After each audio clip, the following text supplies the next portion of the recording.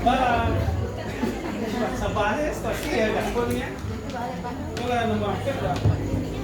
Assalamualaikum warahmatullahi wabarakatuh. Waalaikumsalam warahmatullahi wabarakatuh. Halo teman-teman, perkenalkan nama saya Marwa Azilanati. Saya akan menyampaikan sebuah dongeng yang berjudul Gema Sarunai di Gua Sunyi, karya Ibu Wahidiana Siti Harama. Penasaran dengan ceritanya?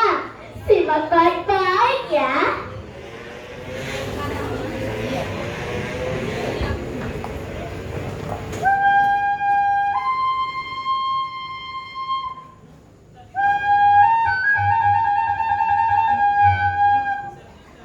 Di desa Gunung Tujuh yang terletak di kaki Gunung Kerinci, hiduplah seorang remaja bernama Fikra.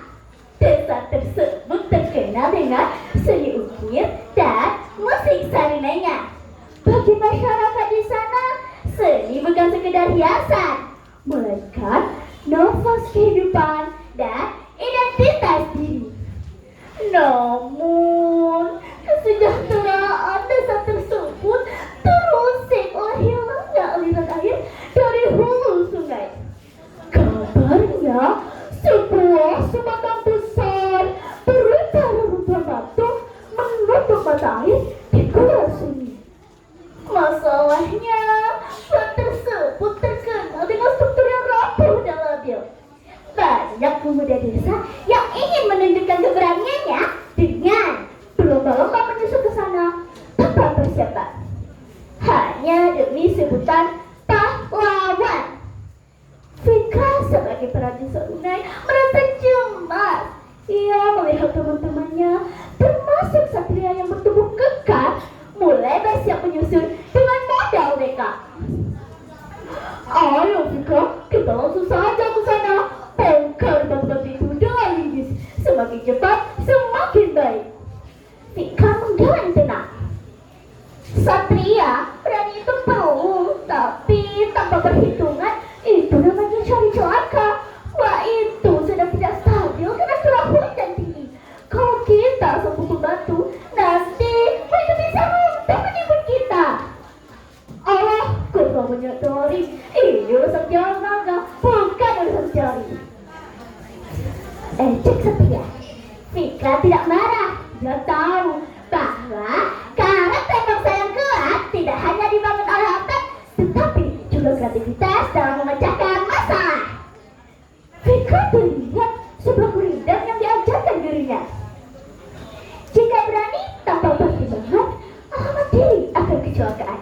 Jika kreativitas dipadamkan, semua rintangan takkan jadi susah. Fikra memutuskan untuk tidak ikut dalam rombongan Satria yang nekat itu. Ia memilih mempelajari tata struktur gula dan frekuensi saraf. Ia teringat bahwa getaran suara tertentu dapat meruntuhkan kristal darah. Ia bisa menggunakannya untuk menghargakan sumbatan tanpa memicu kerentanan tata. Keesokan harinya, teriakan minta tolong terdengar dari arah gua.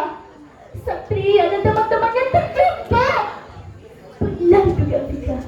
Tindakan mereka yang membahas batu secara kasar memicu reruntuhannya menuju pintu gua dari dalam. Satria datang bukan dengan otot, melainkan dengan Sarunai gading kesayangannya. Di depan pintu gua yang tertutup celah sempit, Fikra melihat Satria yang pucat pasing di balik reruntuhan. Fikra, tolong! Kami terjepit di sini. Jangan gunakan linggis, atapnya mau runtuh. Teriak Satria ketakutan. Tenang Satria, aku akan menggunakan frekuensi suara. Aku butuh kalian di dalam untuk mendorong batu besar itu saat aku memberikan nada tinggi yang paling mungkin. Itu akan memberikan lingkaran antara kuncir batu. Seru Fikra. Inilah momen di mana seni bertemu dengan logika. Fikra mulai meniup sarunanya.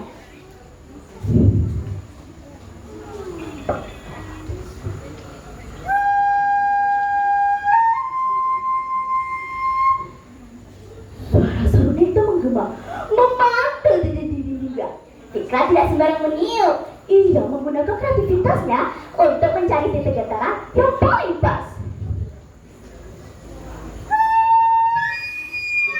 Sekarang, dorong! Teriak Vika saat nada tinggi tercapai. Blok! Rasa batu itu bergeser. Getaran cara Vika berhasil menciptakan celah udara dan melonggarkan tekanan antara batu tanpa memicu keruntuhan total. Setelah kejadian itu, desa mereka kembali mendapatkan aliran air. Vika mendatangi Satria yang sedang asik mengukir salinan baru di teras rumahnya. Maafkan aku, Vika. Aku pikir berani itu berarti maju kehidupan tanpa mikir.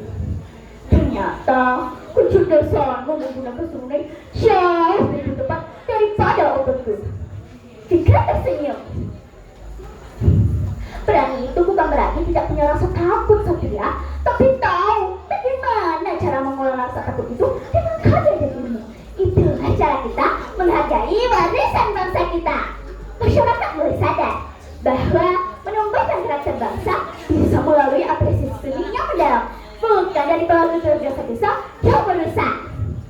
Sebagai penutup pertemuan hari itu, Vika membacakan sebuah pesan nasihat untuk teman-temannya. Pergi ke surau mencari berkah. Berkah didapat akan berkah. Jangan jadi pemuda yang hanya nekat. Berakal dan bermudilah juga agar selamat. Kayu jati diukir indah. Jadi hiasan di ruang tamu. Berani tidak membawa berkah. Seni dan ilmu jadi senjatamu. Vika mengingatkan kita bahwa di era modern ini, kreativitas adalah bentuk keberanian baru. Menjadi anak muda yang mencintai seni dan budaya bukan berarti lemah. Sebaliknya, dengan memahami seni dan ilmu pengetahuan, kita bisa menyelesaikan masalah yang tidak bisa diselesaikan hanya dengan kata-kata. Oleh karena itu, jadilah pemuda yang berani karena ilmu, bukan berani karena pujian yang semu. Setuju? Terima kasih. Wassalamualaikum warahmatullahi wabarakatuh. Waalaikumsalam warahmatullahi wabarakatuh. Itulah penampilan dari nomor